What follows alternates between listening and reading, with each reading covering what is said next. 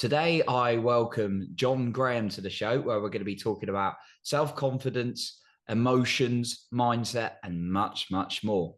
So, a quick introduction to John, and then we'll dive in. So, John is a 3 time USA memory champion and Grandmaster of Memory. He overcame deep mental and emotional struggles with panic attacks and anxiety, and now mentors high achievers on how they can do the same as well. So, John, welcome to the show today. Glad to have you on here, and I know it's going to be a great conversation, and you've got plenty of value to add. So, yeah, John, tell us first of all, what got you into your memory competitions and ultimately winning the championship? Yeah, it's a good question because a lot of people assume I must have like a natural ability of memory or a brilliant Mm, mind or something like that. It has nothing to do with that. It was 10 years ago, actually. I read a book called Moonwalking with Einstein.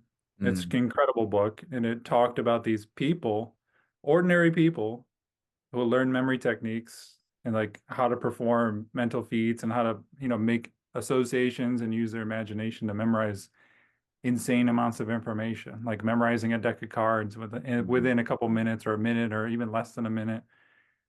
And I was like, I just got to try that, see if it's real. Because I assumed photographic memory was real, and it's not, it's a myth. So I learned these techniques, and from learning that, I started competing internationally and nationally and just met some incredible people and learned from them. And then the rest is history there. Oh wow. So and then yeah, took you on to some like big things, obviously, and yeah, the coaching as well and memory, which is Yeah, I used to coach. I used to be the number one Google result for memory coach, mm, in the US at least. And I just got back from, like, I still do memory. I won last year the US championship, and I just actually got back from China, a week ago. I was on a show called Super Brain, which has, believe it or not, has 400 million people watch this show. oh wow. So I performed a memory feat in front of that. It hasn't aired yet, but 400 million people are about to watch it. So that's pretty Oh, cool. amazing, incredible. I Yeah. love it. Yeah, and yeah, certainly, yeah, impressive stuff to try and work on, and you've worked through. So, yeah, I guess with you've got into you had that interest in memory, but also you've worked through some challenging emotions, and I always believe it's always an ongoing process. There's never a done point with working on our emotions personally for me, but sounds like you've come a long way in where you've worked through your emotions. Yeah, tell us a little bit maybe about your story of maybe some of the challenges you used to have with Yeah. anxiety, panic attacks. Yeah. Yeah. I'm happy to share because I was, it was at one point not too long ago where I was ashamed of this and didn't want to share. It was embarrassing to talk about something like that, anxiety, panic. When I was back when I was training in my early days of memory, this is to 2017, 2018, 2019, when I was close to my peak, I started noticing we would do these head-to-head competitions online with people all over the world. I was like the top three in the world at this platform, like really quick memorization events. We would compete online, and I would go head to head against someone. And in the middle of memorizing, in that 1 minute, I would like freeze up, like deer in the headlights, just paralyzed. Like my mind would just freeze. And I was like, what? It scared me. I was like, what is going on? I just got overwhelmed, shut down. And people would be like, "Hey, John, you okay? Like, why didn't you memorize? Like, why didn't you have a score? Did someone interrupt you or whatever? Or something happened, internet glitch?" And I would lie. I would be like, "Yeah, someone walked in. It's okay. Let's just keep going." And I would just move on. But I was like, felt like something's wrong with me. I didn't know what. And it kept happening. I would just like have a big task that day, a big project, and I would just shut down in fear. Like my brain would just freeze up and I would just feel paralyzed. And over the years, it would just start getting worse and worse. I would have more episodes of this. And back then, if you would have asked me, I would have never admitted I had anxiety. Like I would have been like, no, I'm a calm guy. I'm pretty chill. I don't have stress. But it's just completely delusional. I was a delusional optimist. And it got it got to the point where not only was I starting to freeze up, but I was starting to have panic attacks, Mm. right? There were a couple times where, and if you've ever had panic attacks, you know how scary they are. Like they range in um, severity, of course, but there were a couple times where I was like just with family and friends, and this overwhelming adrenaline rush would surge through my body and like incredibly uncomfortable, and you felt like something was incredibly wrong. Mm. You know, they say it feels like impending doom, and that's a really good description. You feel like either you're going to drop dead, you're going to faint, you're going to have a heart attack, like something feels off incredibly inside of you, and you don't know what to do. And that kept happening to me. And finally, one day, I walked downstairs. I was about to ready to have dinner with my family, and this feeling came back. It just overwhelmed me. My chest tightened up, my arm tightened up, and I thought, I'm having a heart attack. Like it freaked me out. I thought I was going to drop dead in front of my whole family. So I told my wife to call 911, and my little girls, I told them go in that room. Like we locked them in a room so they could play because I didn't want them to see me. I thought I was going to die. I thought I was going to have a heart attack. I thought I Mm. don't want them to be scarred for life. Like I thought this was it. And the ambulance came. My heart rate was through the roof. I felt confused, scared. And after this kept happening, I realized these are panic attacks. They kept running tests on my heart. They did a brain scan because one of my panic attacks, my whole left side of my face Oh, wow. was numb, like couldn't feel it. So I thought I was having a stroke. So these were incredibly debilitating because they would feel like not only something's wrong, but they mimic strokes, heart attacks. So you don't know if you're going to die. You don't know what it is, but it was just severe anxiety. And at that point, I was like, I don't ever want to feel this again. I don't want to maintain this. I don't want to manage this. I want to get this feeling gone, ridden, like from my being. I never want to experience this again. And so that's what kind of started me on what's the root of this? Like, I don't want medication. This isn't working. I don't want therapy. That's not working. And I found out why they didn't work. But ultimately, it was so scary and debilitating that I had to find a way out. Mm. So you really found your own way. So what kind of did you experiment with lots of different things? Did you read a lot of books, try a lot of different things at this point? Yeah, I was actually in the waiting room of the hospital or the ER because I went like 3 times before Wow. I knew what was going on. Mm. I was going to die. I thought I was going to die, right? So I'm in the waiting room. And when I realized what it was a panic attack, I bought this ebook. And the ebook was talking about panic attack, described it exactly as I felt. I'm like, oh, this is the answer, right? And it was saying like, in order to overcome a panic attack, you need to like be counterintuitive and demand more of it. Like say, bring it on, like bring it on, come on, and it will shut down. And I thought, cool, I got the answer. And I tried it a couple times, but then I realized they kept happening. Like Mm. this was not a end all technique. This was like a way to kind of like shut it down, block it out when it was happening, but it was still in my being. And I Mm. realized the author still has panic attacks. Why, that's effective for some people, that's an answer for some people, but all of these methods I tried were like that. People tell you to calm down, right? Which makes sense, right? Calming down is good. It's logical. But when you calm down or when you force a panic attack away, or you're basically bypassing that emotion. Mm. Something inside of you wants out. Like Mm. it needs to be processed because everything we have ever pushed away in our life, every experience we've ever felt uncomfortable with, emotion we pushed away, it's still inside of us, Mm. all of us.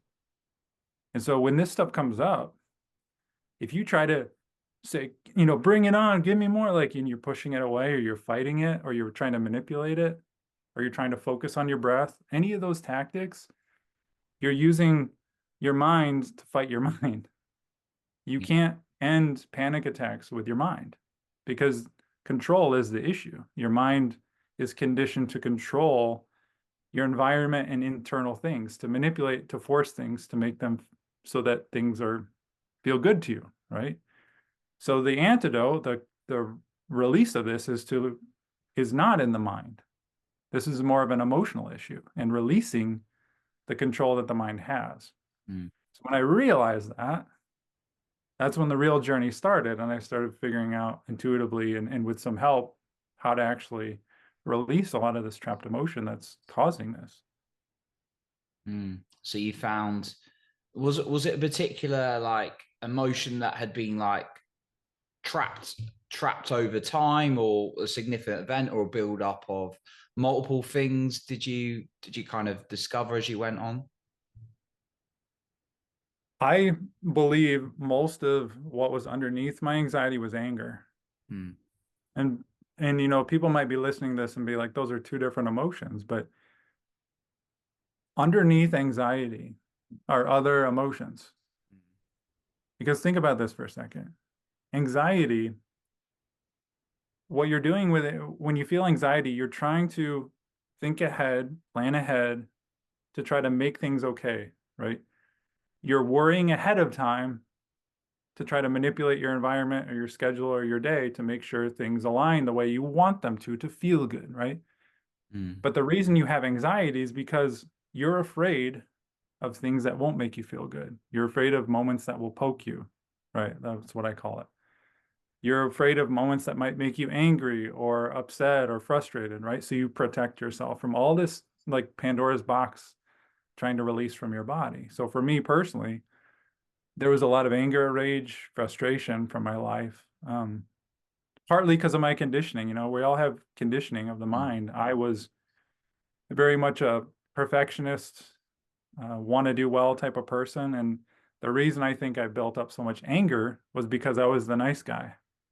I was the obedient kid who always said yes and looked up to adults and never pushed back or confronted them. Like I always nodded and agreed and held in a lot of my frustration and disagreements throughout life. And that built up to a point of almost explosion, you know, where it was just dying to come out and be processed, but I just kept pushing it away. It was so uncomfortable. And thanks for sharing all you have. And I know you said you weren't as comfortable. There was a point where you wouldn't be comfortable, but now you seem to be sharing your story with people. So thank you for that. Yeah, absolutely. I'll tell you something on that. Like last was last year, it was 2 years ago, a year and a half ago, my grandfather committed suicide. Oh, wow. And you know, he's 90 years old. And it destroyed me in that moment because I was, believe it or not, the emotion that came up the most was anger. It was rage. I was so angry that, you know, he didn't leave a note, devastated the family, left blood everywhere all over the house, you know, sorry to be graphic. But the reason I was so enraged, I didn't have a perspective. I didn't understand him.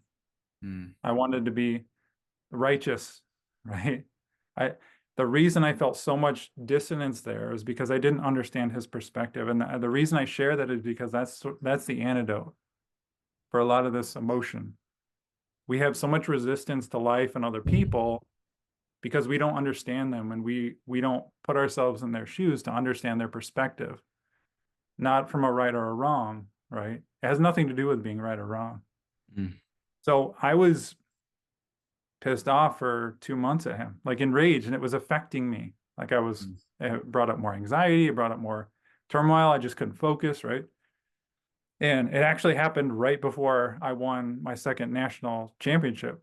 Like I was so mad at him, like I'm about to try to compete and this came up. Like it was just all kinds of nastiness. And I realized it was all stuff I was holding in. So one day a friend asked me, I was like, do you still love your grandpa? And I was like, I don't want to talk about, like, I don't want to say it. I do, but I'm so mad at him right now. And that night I went to bed and I was like, man, I'm holding all this in. And I said, I literally put my head on the pillow and I said, Grandpa, I won't ever agree with what you did. I don't think I will ever agree with what you did, but I love you. And in that moment, an elephant of rage flew off my shoulders. Wow. It was so noticeable. Like, I was like, what the F just happened? Because it was like visceral. I could feel it. And I thought this was crazy. I actually went back to some of my memories that I was so enraged at. I couldn't get mad. I couldn't get mad. It was gone Wow. completely. From that one. Couldn't get mad if I tried. From Wow. that forgiveness. Yeah. Wow. And so in that moment, I learned forgiveness. I learned what real forgiveness was, and that forgiveness can actually be a tool to release old trapped emotions. Forgiveness, the reason people struggle with forgiveness, and I did, is because we think it's about being right or wrong. Mm. Forgiveness has nothing to do with right or wrong. Forgiveness is about forgiving your perspective of what happened, your judgment, because Mm. that's all it is. It's I judged what he did based on my limited perspective of the world, right? It's Mm. not about right that he did right or wrong. It has nothing to do with that. I internally judged him. And so to forgive, I had to sit in his shoes for a second, understand, maybe I don't understand what he did, but understand he was doing the best he could. And I was able to forgive from that place. So when you forgive, you go from like this narrow perspective, right? Because we're only one perspective, it's narrow. We crack open our perspective of the world when we start sitting in other people's shoes and forgiving our judgments, right? And by Mm. doing this, by widening your perspective, you release a lot of the judgments and trapped emotions that you have, right, internally, naturally. Things don't bother you as much, and you have a wider, more unconditionally accepting perspective of the world, which helps with anxiety and all of these distortions immensely, right? Because you're Mm. cracking yourself open, you're opening your heart, you're opening your mind, literally. And so that moment was a pivotal moment for me. After that, I literally made a list of everyone and everything that bothered me. And I just, over the next couple of weeks, I just like went through that process of like letting go of that stuff. Mm. And that was one of the things that changed my life. One by one on that list. Did you do one by one on that list, or was it like multiple at a time, or did you have to specifically put that intention to one each time? It was like one at a time. Mm. I tried, I was like the type of guy that wanted to hack it and like do a bunch in one day. And Yeah. your body needs time to integrate. Like there's a process to it. So physically, you actually feel a release. Like you'll either cry or you'll feel this like tingles. I would feel tingles like up and down when it released. It was like visceral, kind of Mm. like the elephant went off my shoulders, only like more subtle. And your body needs time to rest and to integrate to see that perspective differently. So as much as I would want to do them all in one shot, I don't think it's possible. Got you. Got you. So just kind of like recapping, like I love what you said there about forgiveness, because I know in the past, particularly in my 20s, like if I fell out of someone, it was like, well, it wasn't right what they did, and there's all this like ego comes into like forgiveness, and as I've developed, I've been able to have more of a kind of loving approach to life. I'm still working on that. I think we all are, but and it gives us challenges to be that kind of more loving person, I think, and more forgiving sort of individual. But your process with this forgiveness, it's about looking at the situation or the person that's involved, and then it's about seeing in their shoes, right? And then it's about seeing what your perspective is, the meaning perhaps you were seeing at a time, and forgiving that. Is that right? Yeah. Yeah. I'll walk you through basically what I do. And I Yeah. teach my clients this too. Sit in their shoes, like literally close your eyes, go to a memory of them that bothers you if you need to, Yeah. and sit in their shoes. Like imagine you are them. Imagine you got their shoes on, Mm. you've got their schedule, you've got their upbringing. Even if you don't know, you can it puts you into curiosity. Mm. Because the opposite of judgment is curiosity. Mm. So if you're curious, you're not going to be judging. Yeah. right? So get curious. And it's painful, right? You will feel tight or frustrated or angry or sad, or fear. That's okay. Like you're meant to, because that's still inside of you. That's what you Yeah. need to work for. So whatever comes up, you just let that emotion do what it needs to do. You don't push that away, because that's the stuff you've been pushing away your whole life, or however long you've held it in. That's the stuff that's the release I'm talking about. Mm. So however long it needs, with my grandpa, it took 10 seconds that night. Whereas, I was enraged for 2 months at him, and then 10 seconds it lifted. But feel that emotion, let it be. Like, don't try to manipulate it. Don't try to cry it out faster. Like, just let it be. And once it releases, and it might not release that night. You might have to try again, if it's something that's really big. But a lot of times it'll release that night. Something big will release. And when that happens, you'll have a perspective shift. You from that release will get a new insight or a lesson or a gift from that. Mm. A new appreciation or just a perspective understanding. You will crack open. And it's profound. It's life-changing. Your mind wants to find the lesson. It's not going to come to your mind. It's going to come to your heart. Like, you will know it. You will feel it. You'll understand them better. It's just amazing. And again, it's not about right or wrong. It's just understanding that judgment is what's holding you back. Judgment is what's holding all this stuff inside of you. Mm. So yeah, feeling it, and then that perception will come to you, but you've got to allow it, but not force it. Because I know, I think now it's like, get rid of this emotion. Yeah. That just create more like frustration by saying that. Yeah. Yeah. Well, that's what people with anxiety, and I know this. The problem with anxiety is you try to control everything. Mm. Like you just said, that example of get it out of me faster. Yeah. Or is there a hack I can do to cry it out faster? Is there a breath I can do to get it out faster? Is there a technique, right? That's all force. Mm. That's why we have anxiety, is because we're trying to control everything, Mm. right? So we have to learn how to let go and let that stuff process. Like it takes learning. It's so simple to say it, but it's very hard to do if you've conditioned your mind to control and manipulate and force every little thing you can to try to hack it or accelerate it or whatever, right? The way you move through this emotion and anxiety is get out of the mind, which is very hard initially. Mm. Is there any ways you found? We talked about feeling into like the emotions. Is there anything you found in terms of tools or practices that's allowed you more to get out of the mind and perhaps into the body, into feeling some things? Yeah, I mean, I teach this to my students in my program, Mm. but everyone who has anxiety, I mean, everyone on this planet basically needs a regulated nervous system. Mm.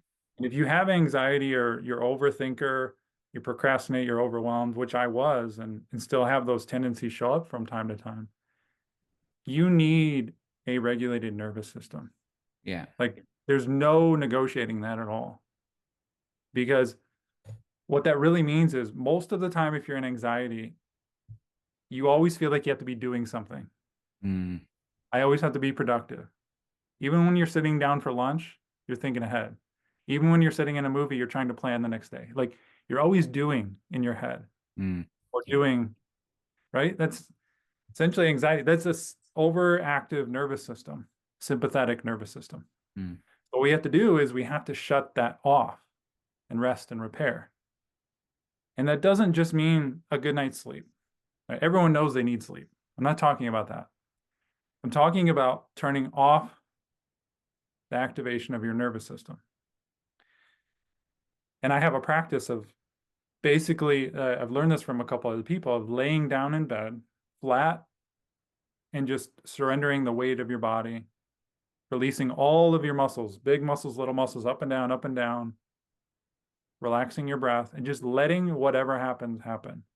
And this is very hard for people because they want to, like, what should I do with, you're laying there and you're like thinking, what do I do about this thought? What do I do about, should I really relax that muscle? And, you know, your mind is still going. So I teach people how to let go of the mind, not shut it off, not calm it, not force it, because that's force. If you're trying to calm your mind, if you're trying to shut off your mind, you're still forcing, you're still, right? It's still control.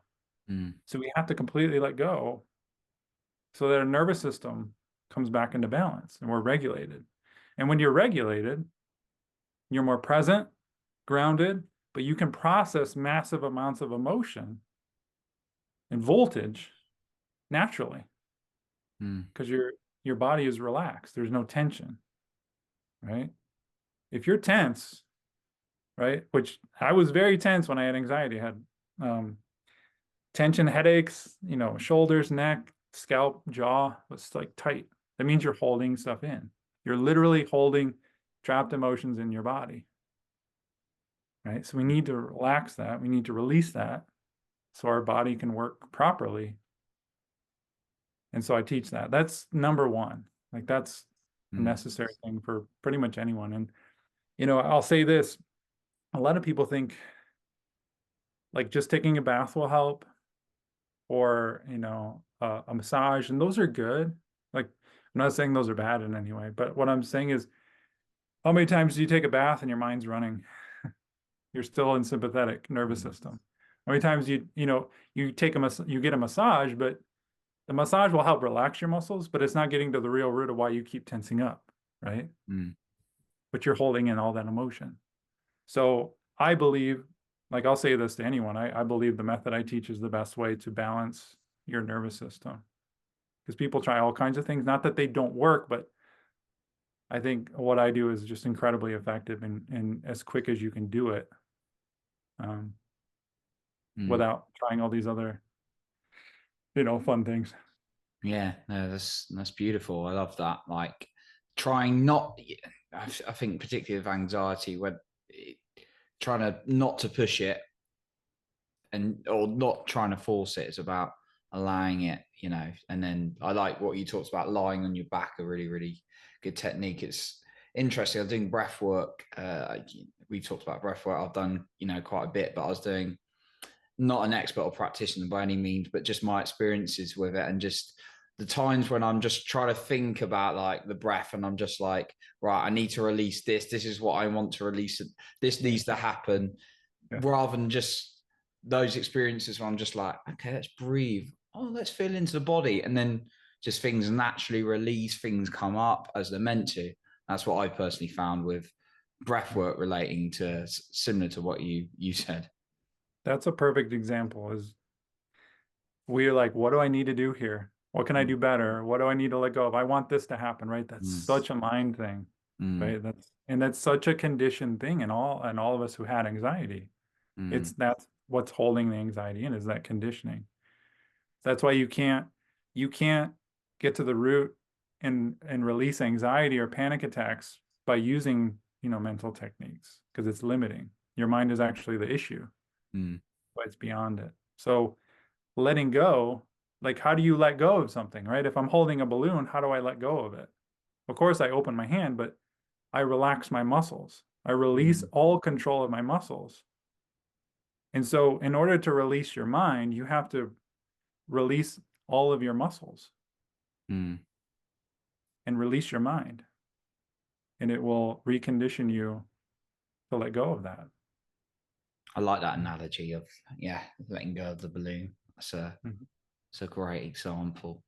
So, John, couple of things I just want to kind of like ask you before we sort of like round off today. But your techniques with like anxiety, I love this perspective, or you know, and you know what you shared with your journey on panic attacks is hugely valuable to the world. But if you were to give your like number one tip on self-confidence today, this is a question I always ask guests, what would it be? Maybe it's something we've talked about today, or maybe it's something else. Yeah. We're talking about self-confidence. I mean, I think the only way to build confidence is through experience. And it doesn't mean doing action, action, action. It can. Of course, that's obvious, but you can build experience on your own in the quiet of your room, moving through an intense emotion, Mm. right? The reason I have confidence right now sharing all this stuff with you is not because I went out into the world and taught a bunch of people how to overcome panic attacks. I lived it. And I sat in my room and I felt intense emotions and I forgave and I felt all this. So I'm extremely confident in knowing that it works because of my experience in it. Mm. So whatever you go through, right? The next layer for you will build confidence naturally if you lean into it. Mm. I love that. Yeah, actually living the experience and going through it to build that confidence, therefore the confidence. Beautiful. Love that one. So, John, there's so much more value I know you give. You've given a ton today and things you're doing for the world. Where can the listener find out more from you or connect with you if they want to find out a little bit more about your work? Yeah, if you personally are struggling with crippling anxiety or panic attacks, I have a very specific program for that I run specifically in a group container with modules. You can go to releasepanic.com and find out the details of that and all the format and any questions of that. I'd be happy to, if you want to email me any questions you have on that too. But this is the work we go into. We go into the real stuff, the emotional stuff, which is the root of it. And not all the mainstream mental techniques that you've probably tried that haven't fully worked for you. So if you're interested in that, I'm happy to help. I will say this, if you are interested in this, you have to have a willingness to be courageous to move through this, because it will be difficult. It's difficult life if you hold everything in and live in anxiety, but it's also a difficult path to move through it. But I can assure you, if you're willing to be in a safe container and move through this, that you will move through all of that because it's worked for so many people. Much more reward on one path than the other that you've demonstrated. So, John, a massive thank you once again for everything you shared today, and thank you so much for your time for coming on the show today. Thanks for having the real talk we needed. So I appreciate being here. Of course. So that concludes our episode for today.